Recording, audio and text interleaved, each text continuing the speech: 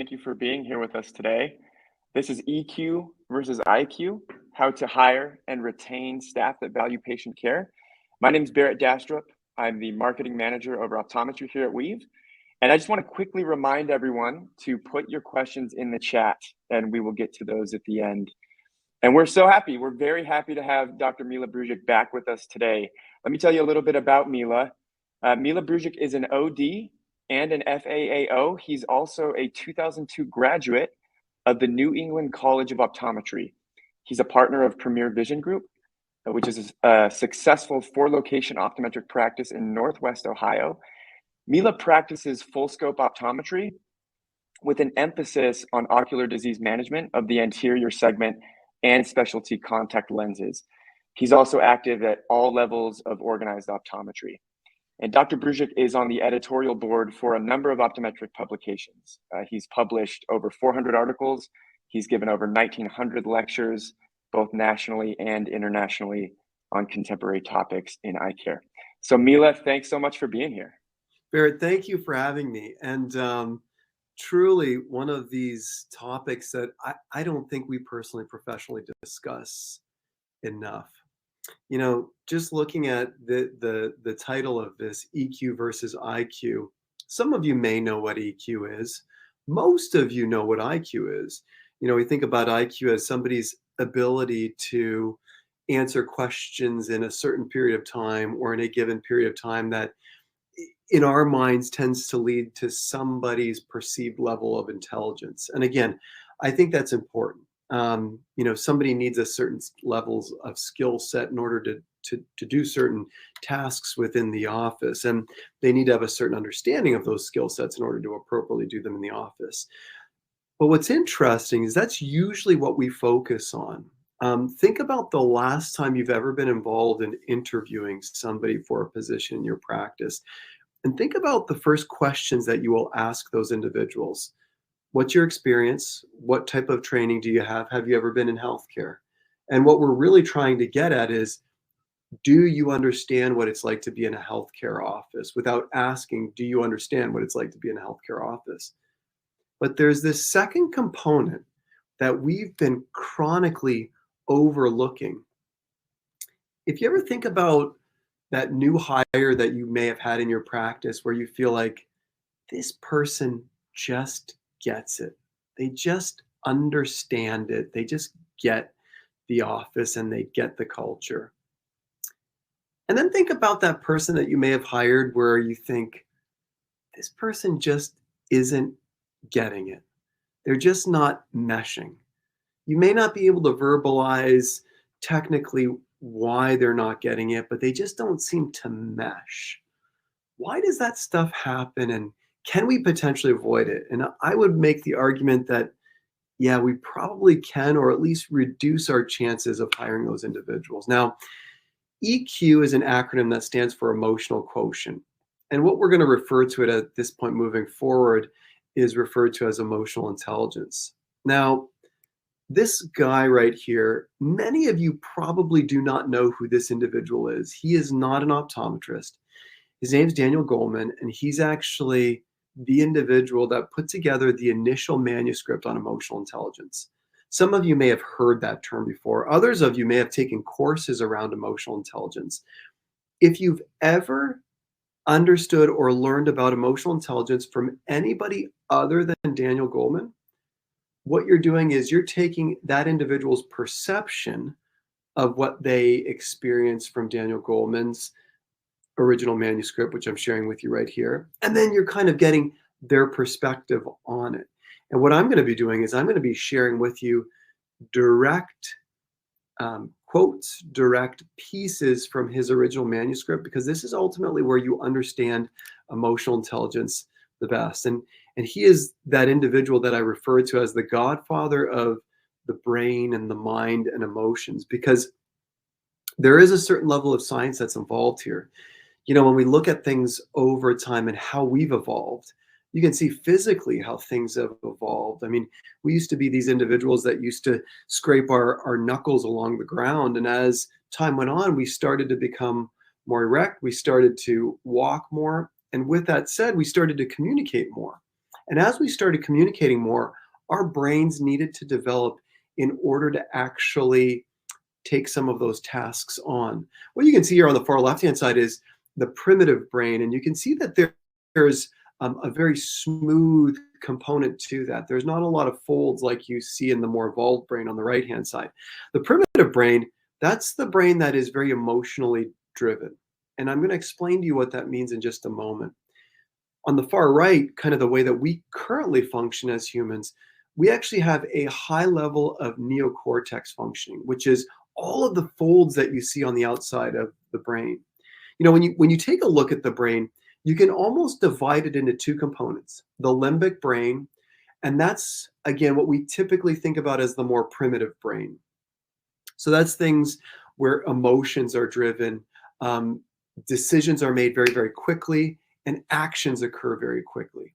When we think about the neocortex or the new brain, that's everything else that we typically picture in the brain. That's all the folds that you see in the cortex. And all the cortex describes is kind of that outer layer of the brain. When you think about neocortex or the new brain, I'll use those terms interchangeably. And whenever you think about the limbic brain or the old brain or the brain stem, I'll use those terms interchangeably. You're thinking about two really, really different processes occurring here. The neocortex or that new brain, that's involved in all of the logic and reasoning. So for example, if I was to ask you, what is 25 plus 25? Well, you would kind of take your math out and you say, okay, 25 plus 25 equals 50. That is a very logical task that I'm asking you to do. So you're totally using your neocortex or your new brain. Think about that time when you maybe were sleeping and all of a sudden you heard something or you heard a sound, and that sound literally activated you to wake up immediately and cause and jump right into action. You're actually activating the limbic system or the limbic part of your brain. Now, the basic or the limbic part of your brain is critical. It's important for survival. It's part of the reason why, again, if you hear something in the middle of the night, and let's say, for example, you hear a big loud crash or bang, you're not going to wake up slow and say, oh boy, I wonder what that loud crash or bang was. I think I'm going to figure this out and see if I want to stay in bed or not. And I don't know if I'm going to take a look down to see what it is. It's not what the response you have. If you've ever been woken up to a loud sound, what do? Immediately you're up and you're ready to go. And the reason why is because your limbic system remembers that loud sounds are associated with danger. And when you're hearing them in the middle of the night, the limbic system or the traditional brain sends you into a fight or flight response immediately. And what happens is the limbic brain and the neocortex, they literally have this balance going back and forth. And your neocortex or your logical brain gets totally shut down, and your limbic system goes crazy and totally overrides that symbol. And in doing so, or signal, and in doing so, your brainstem or the limbic system takes over. And it's what we refer to as a fight or flight response that happens or that occurs. This fight or flight response that occurs is driven by the limbic brain. And what's interesting is sometimes we can control the limbic brain or the brain stem, and other times we can't. Fortunately, for that situation where you wake up in the middle of the night and you're super scared, fortunately, the limbic brain takes over and it causes the new brain or the neocortex to kind of shut down a little bit. Now, I thought just as a little break, because we delved into some science here a little bit where we're talking about the new brain versus the limbic system, I thought we would take a little bit of a break and we would talk, or we would do a brain, or we would do a little kind of quiz here. Now, this was interesting. I actually added this slide in earlier this morning because I thought this would be a fun exercise. So I was reading the New York Times this morning, and it showed that. So here's what they did. They took third grade spelling or words that third graders should be able to spell, and they just took people off the street, and they asked 100 people off the street, hey, could you spell these 10 words? And they read them off, and they saw if they could spell them. And of those 100 people that they surveyed to see if they could spell all 10 words, only 30% of adult Americans could spell all of the words on the third grade list.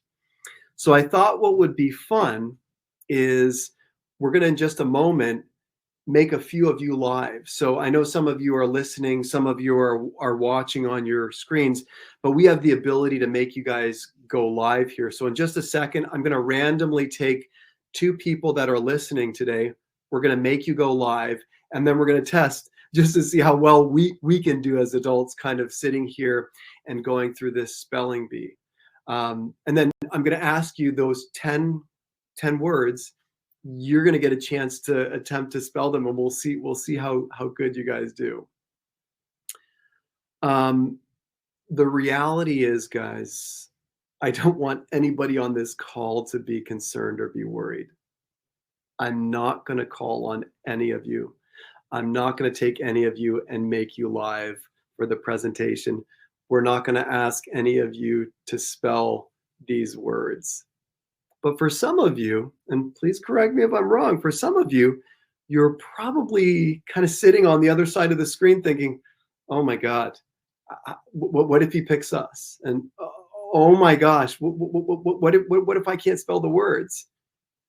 This was a perfect example of how your limbic system literally can take over, and it can reduce your ability to use the neocortex or the new brain.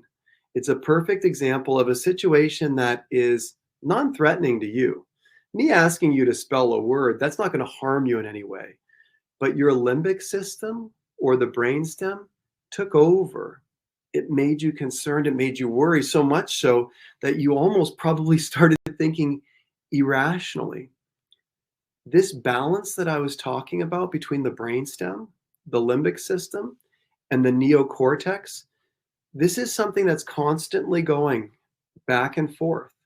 You've probably all had situations like this throughout the day where, let's say, for example, if you're a technician or if you're an optician, and the doctor in the office comes out and asks you a question, if you feel threatened, what's the first thing you sometimes feel? Sometimes when we feel threatened, our brainstem takes over. And if you've ever experienced somebody seemingly asking you questions in a threatening way, and you almost feel speechless, where you're saying, and you kind of can't get your words out, or you can't verbalize what you're thinking, that is a perfect example of your limbic system or your brainstem actually taking over. The limbic system or the brainstem, again, remember, that controls emotions, that controls irrational things, that controls that fight or flight response, and it can immediately shut off the neocortex, the part of the brain that controls logic. It takes you and puts you into a situation where you are hyper-focused on the task at hand. Why? Remember, the limbic system or the brainstem has always been there, and it's always been there evolutionarily as a fight or flight mechanism. It's meant to give us tremendous focus, but it also can make us very, very emotional charged at the same time. It's almost like a residual, because now most of us, fortunately, knock on wood, we're not in situations where we experience immediate danger on a day-to-day basis. We're not living in areas where we're in the woods or in the jungle. We're living in houses, and these houses are typically well protected and safe.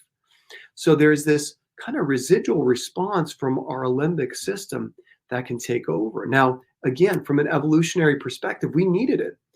But today in an office, the limbic system isn't quite as important, and it can actually be a detriment to us if it overtakes the logical part of the brain. Because again, it can literally take the neocortex or the new brain, the logical part of the brain, and it can shut it down.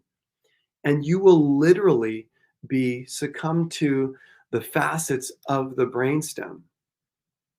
Daniel Pink is another interesting guy. So Daniel Goleman was the first one to really identify the dichotomy that exists between what he refers to sometimes as the two brains. You have your brain stem or the limbic system or the system that drives emotion. And then you also have the neocortex or the new brain that thinks and creates logic. Daniel Pink created a remarkable book that looked at this whole process a little bit more so in more practical aspects. He's actually an attorney, and he became an attorney because his father wanted him to become an attorney, but he always had this passion for psychology. So he literally left the profession of law and he studied psychology. And he wrote this book, Drive, and it shows us that sometimes the things that we think drive human behavior, although it makes sense on paper, although it makes sense to show that this should equal this, or if I do this, this person should do this, oftentimes we as humans, we don't follow simple logical pathways. And I would go as far as to say that oftentimes the decisions that we make are not only not logical, but I would go as far as to say as at times they're irrational. Most of the decisions, even though we feel like we're making them utilizing good logic, oftentimes we find that we don't use logic to make them. We're actually making them with emotions. It's interesting when you kind of take a look and a deeper dive at Daniel Pink's book, he talks about this big concept. And this big concept is around intrinsic versus extrinsic motivation. I want to give you two examples of how we're going to demonstrate that. Some of you may have seen this in the past, but what this was a large psychological study. And what they did was they showed individuals this. The only difference is they didn't show them the picture. They actually sat people at a table giving them this. So you can see the candle, you can see the tacks in the box, and you can see the matches on the right-hand side. And what people were charged with was, hey, we want you to take this candle and we want you to suspend it from the wall, and we want to make it so that you can light the candle. And what they did was they took two groups of people. The first group of people, they incentivized them. They said, hey, we're going to incentivize you. If you can figure this riddle out, and if you can suspend this candle from the wall, we're going to give you 25 bucks. Better yet, if you're in the top 25% of people who can figure it out the fastest, we're going to give you $50. So that was the first group that they looked at, okay? So they're incentivizing them. If you can just figure it out, you get 25 bucks. But if you finish it the fastest, the top 25%, you get $50. They did a second group. And the second group they brought in, they said, hey, this is a psychological study that we're doing. We just want to see how you process things and how you kind of figure out things. And they didn't give them any incentive or any form of incentive. Of those two groups, logic would tell you that, man, if you're incentivized, and if you're additionally incentivized to get it done quicker, logic would tell us that the people that are incentivized with the dollars would actually get this riddle done and figure it out faster than the group that wasn't incentivized. Again, that would just be basic logic. And I thought that exact same thing. Well, the results of this were totally different. The group that were incentivized as a whole, they took longer to figure out this riddle than the group that wasn't incentivized. That's the first thing. The second thing that was very peculiar about this is that group that, or the group that was incentivized, again, it took them close to double the time of the group that was unincentivized. This is the answer to the riddle. So I want to take you back to the first one. A lot of us see this and say, okay, maybe we can tack the candle up to the wall. The reality is we now see the box as a box for the tacks, but the reality is the box is actually the stand for the candle, and it takes time and creativity to see that. When you're motivated by something like a dollar amount, where they say, hey, you get this if you can do this faster, it actually turned around on them and it made people do the process slower because you're so focused on it that you lose the rationality that you need to actually think about this a little bit more. So you need the new brain or the neocortex to figure this out faster. When you're incentivized with dollars to do this, your limbic system or your brainstem takes over. And what that does is that creates a massive amount of focus on the task at hand, and you can't see other solutions. It is absolutely remarkable. In this instance, what you see is that the limbic system or the brainstem was so powerful that it temporarily took over the logical part of the brain. And in doing so, it removed that creative portion from the neocortex, and it gave patients the inability to solve these problems in a much more efficient way. See, what we typically think about as people in general is we think, hey, we need to motivate people. And the term that's commonly used is carrots and sticks. So if somebody does a good job, we give them a carrot. If somebody does a bad job, we give them a stick. And that is sometimes totally opposite of the way people function. I want to give you another example of this. And these are both examples directly from Daniel Pink's book. There was a daycare, and the daycare was getting frustrated with parents coming late. They told parents, you need to be here by 5:30 to pick up your children every day. 5:45, 6 o'clock. These people are staying over every day to take care of the kids because they're always coming in late. So what did the daycare do? The daycare put a penalty in place. And what they did was they said, no problem, but if you're late, for every 30 minutes that you're late, you have to pay $20 for every 30 minutes that you're late. You would think that with that type of external motivation, parents that were picking up their children would be more likely to be on time. It actually made people later than they used to be. And here's why. Initially, people felt a moral obligation to be there on time. They felt bad holding people after time. As soon as the daycare said, all right, you can come late, but it's going to cost you extra, they thought that that would de-incentivize people from picking their children up late. But what they ended up doing was people said, it doesn't matter if we're late. Yeah, we'll have to pay a little bit more, but they're ready for that. They're prepared for that. And we just know it's going to cost a little bit more. So again, what we thought would de-incentivize people to do something actually gave them an additional incentive to do it. So why do I share all of this? Well, I'll be first and foremost to share with you that this is usually a 2 to 4 hour session that I give. I'm giving you kind of high points here, just to at least expose you to these concepts. But the reason why I share this and how this relates to every single thing we do in our practices is it gives us the ability to identify and seek out leadership amongst ourselves. When I ask you, and just do this right now on your own. We're not going to be reporting this or anything, but when I ask you, identify a great leader. Identify 3 qualities of somebody that you perceive as a great leader. It could be somebody in your office. It could be somebody outside of the office. It could be a previous coach, but somebody that you perceive as being a great leader to you personally. And think about 3 characteristics that make them a great leader. I'm sure that you'll write things down like compassionate, always had time to listen, always open to new ideas, these kind of emotional qualities that aren't necessarily rigored in whatever their profession is. So for example, I know great leaders within optometry that are personal mentors of mine. And although they're phenomenal at their skill of optometry, that's not why they're great leaders. There's thousands of people that are very competent optometrists, but there are only some that are great leaders. Now, this is the one that gets tougher. When you think about poor leaders, what makes somebody a poor leader? Inability to effectively communicate to the people that they're supposed to be reporting to. Sometimes they get mad easily. They can't take criticism. These are all things that are, again, nothing to do with the direct task at hand or whatever we're talking about. Nothing to do with, it doesn't do lensometry well. But it's these intangible emotional qualities.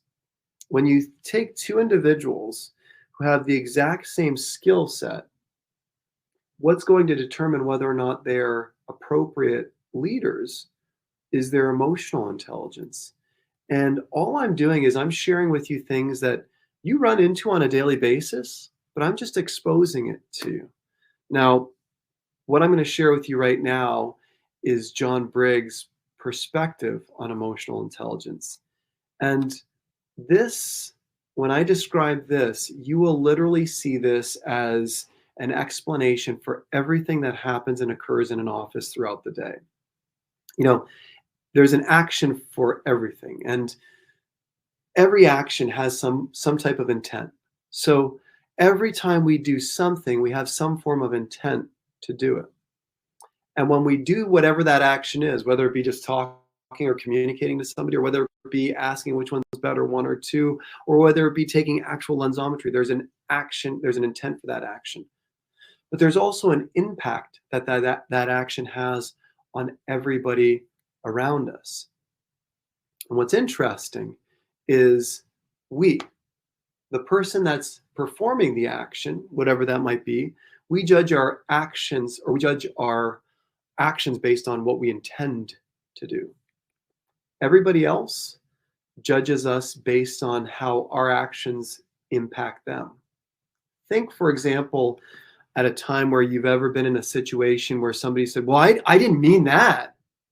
Well, their intent wasn't that, but the way that they impacted the individuals around them is how they're being judged.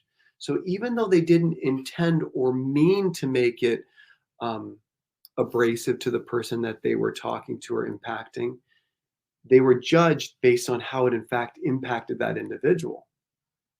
Here's the other thing. Our intentions can be driven, if we're not careful, by emotion.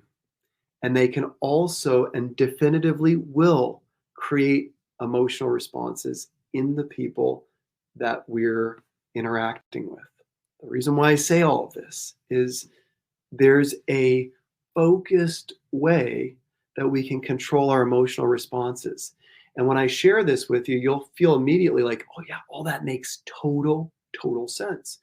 This is from John Briggs. And again, he has a 5-step approach. So whenever you find yourself in a heated situation where you need to react, but you realize if I react immediately or right now, I may not share with the other individual what I want to, the way that I want to do that. There's 5 steps. You just stop, you freeze. And you know that as soon as you stop, you let time go by and you start thinking more rationally. You'll actually start thinking more rationally if you oxygenate. That's why people always say, just take a deep breath. When you take a deep breath, you can tell immediately that you start thinking about things differently, because when you take a deep breath, you actually oxygenate the neocortex, or the new brain, and you start thinking more logically. We actually, the next 3 components beyond this are above the level of discussion where we are with this, but chemical warfare, unmet need, and strength and curiosity are all strategies that you add to this. But if you literally just do the first 2 components, freeze and oxygenate, you will find yourself interacting with individuals more the way that you intend to interact with them, ultimately leading to an impact on those individuals in a way that matches your intention. It's interesting. What I'm trying to personally do on a daily basis is all I'm trying to do when I interact with people is I'm trying to make my intentions equal the way that I impact them. And I know that in the heat of emotions, I sometimes do a poor job of this, but I'm at least aware of it, so that when I interact with these people and when I interact with individuals around me, if it's in an emotionally charged environment, I know that I need to communicate with this individual after, just so that they know where my intent was, so that they know it's not something that they did. This is one of the best kind of summary triangles. It's referred to as the leadership triangle. And you can see that we always have a choice. We can go into this down spiral of a drama triangle, or we can lead ourselves into this triangle up top here. And you can see the words in the top of the screen: assume positive intent, be accountable, be focused, be energetic. And you can also see the words in the bottom here: assume negative intent, resign from the situation, angry, adversary, always needing to be rescued. This is a choice that we make. And I think that the emotions that we have can drive that. So why do I share all of this with you in light of the discussion topic that we said today? Well, I think the more we understand how our actions and the intent of our actions impact the individuals around us, the more cognizant we are about those actions. And what's interesting is the more cognizant you are of other individuals' levels of emotional intelligence. And when you do that and you communicate with individuals, you can very quickly and easily determine those people that may be coming into your practice as new employees, what their level of emotional intelligence is, and how much potential coaching they may or they may not need in the realm of that. And in making people more aware of what their intent is and expressing their intent the way that they want to, you actually end up with happier employees, happier practitioners, and happier patients in that same vein. With that said, Barrett, I want to at least leave about a minute or so for questions, if any came through. I know this was a lot, and this is not the standard, the typical kind of didactic stuff that we're used to hearing and thinking about. Right. No, that's great. So Mila, just a couple questions for you then. Have you ever had an employee who just seems to overreact to any type of constructive criticism that you try to give, and how do you handle that? Yeah, all the time. So, Barrett, I'm glad you asked that question, because this right here is a real thing. And if you do have employees that are constantly interacting in this region or this area, you really have to find out why. I'll give you a perfect example, Barrett. It may just be their perception of how you're communicating with them. Understand what that is, why that is, and then let's figure out how to actually overcome that. So I think sitting down with that employee, making them aware that I perceive that, you really kind of have a negative perspective on this. Is there a reason why? They'll oftentimes tell you, and when you get down to the bottom of it, it may be other interactions that are in the practice towards that individual or well that you can then get to the underlying cause and address, as opposed to kind of skirting around it with oftentimes what are superficial things that people will describe as the reason. But that really takes time and a real engaging discussion with that person. Fantastic. Great question here in the chat just came in. What are some telltale signs someone lacks emotional intelligence?